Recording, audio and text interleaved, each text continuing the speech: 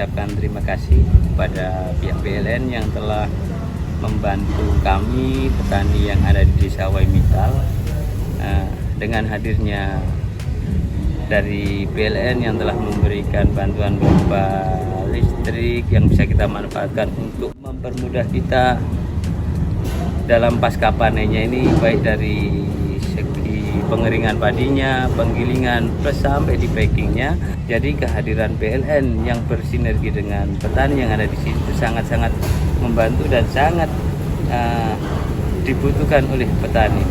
Di samping itu kita bisa menghemat dalam arti yang tadinya kita bisa menggunakan bahan bakar solar yang di situ per musim tanam kita sampai mengeluarkan biaya 16 sampai 20 juta. Sekarang kita bisa menghemat ke 10 sampai 12 juta.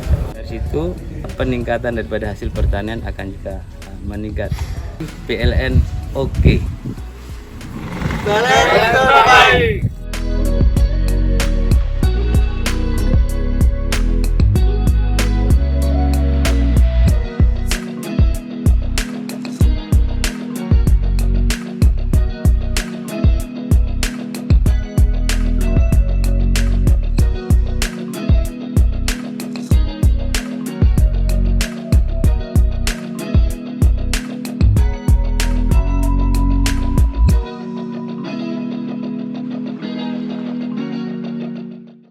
Terima kasih sudah nonton.